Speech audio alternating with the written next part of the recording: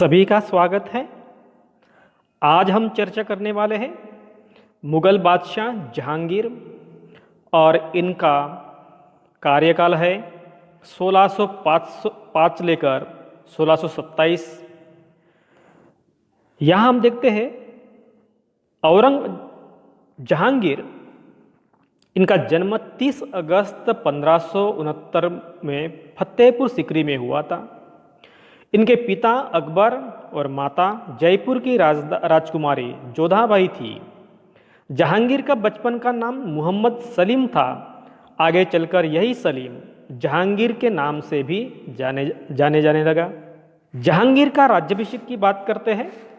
अकबर की मृत्यु के पश्चात आगरा में 3 नवंबर 1605 को जहांगीर का राज्याभिषेक हुआ और उसने मुगल साम्राज्य की शासन व्यवस्था को संभाला।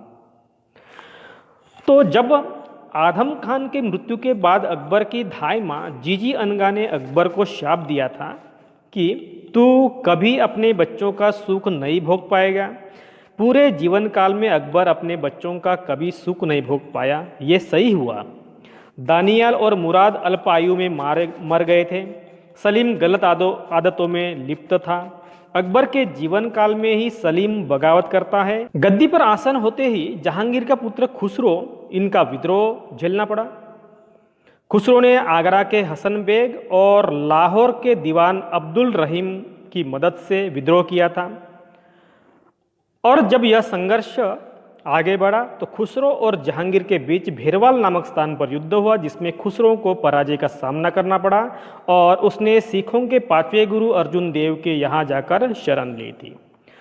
जब खुसरो बगावत करके सिखों के 5वें गुरु अर्जुन देव के पास शरण के लिए जाता है तो गुरु अर्जुन देव उनको आशीर्वाद देता है कि आपकी मनोकामना पूरी होगी। ऐसा गुरु अर्जुन देव ने आशीर्वाद दिया था। आमेर का राजा मानसिंह अपने भांजे खुसरो का साथ देता है तथा मिर्जा अजीज कोका वो भी खुसरो का साथ देता है। खुसरो अपनी मां का बदला लेना चाहता था, क्योंकि खुसरो को लगता था कि जहांगीर की बुरी आदतों के कारण ही मानबाई ने आत्महत्या की थी। अपनी मां की मौत के लिए जिम्मेदार अपने पिता को वह ठहराता था और इस तरह से 1622 में बहरवाल युद्ध के बाद खुसरो को पकड़ लिया जाता है और खुसरो को अंधा किया जाता है। तो इस तरह से यहाँ खुसरो का अंत हो जाता है। शाहजहां के कहने पर जेल में कैदी की तरह हत्या की जाती है खुसरो की। तो इस तरह से यहाँ जहांगीर का पुत्र खुसरो का अंत हो जाता है। बाद में जब जहांगीर को पता चलता है कि अर्जुन देव ने खुसरो को सहायता की है तो अर्जुन देव पर राजद्रोह का आरोप लगाकर उसको मृत्युदंड देते हुए फांसी की सजा सुनाई जाती है। इस तरह से जहांगीर अर्जुन देव को मृत्युदंड देता है। यह मुद्दा है कि जहांगीर की शादियां, तो यहां हम देखेंगे कि जहांगीर की जो शादियां है किन किन व्यक्तियों से हुई है। जहांगीर का जो विवाह है 1585 में आमेर के राजा भगवान दास की पुत्री मानबाई से हुआ था और इनसे खुसरो यह संतान थी।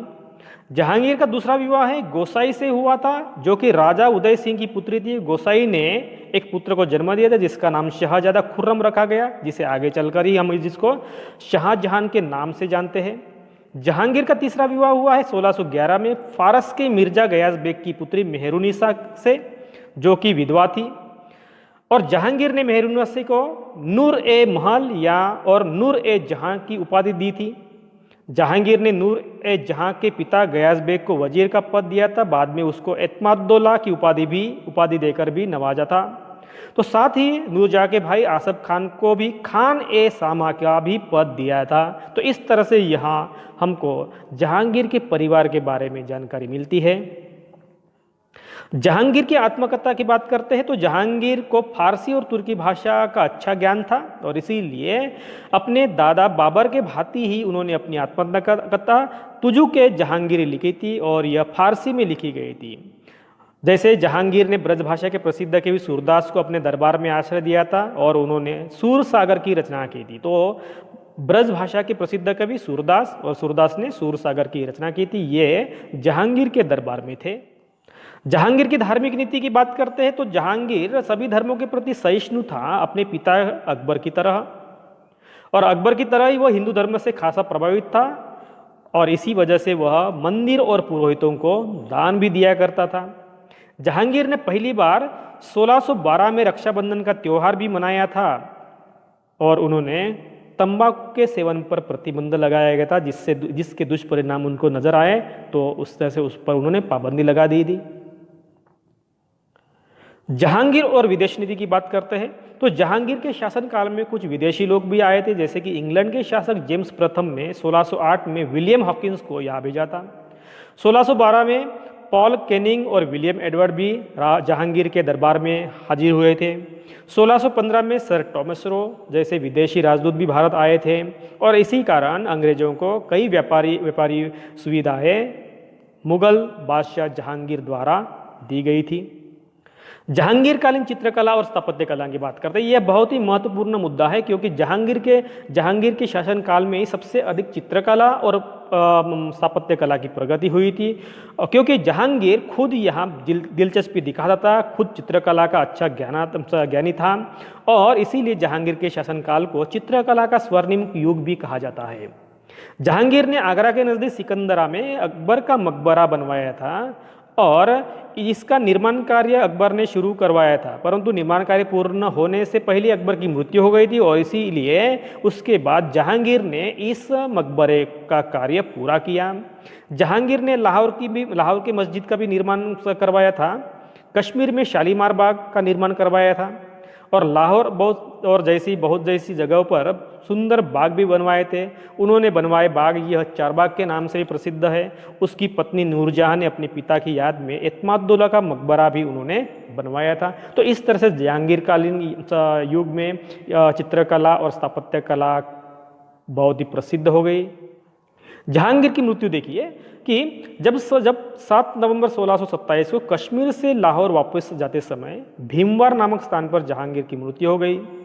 जहांगीर के शव को लाहौर के शाहदरा में बहने वाली रावी नदी के तट पर दफनाया गया और इस तरह से शाहदरा में जहांगीर की कब्र है। जहांगीर की मृत्यु के बाद उसके पुत्र खुर्रम, जिसको हम आज शाहजहां के नाम से जानते हैं, वह मुगल साम्राज्य का सम्राट बन गया।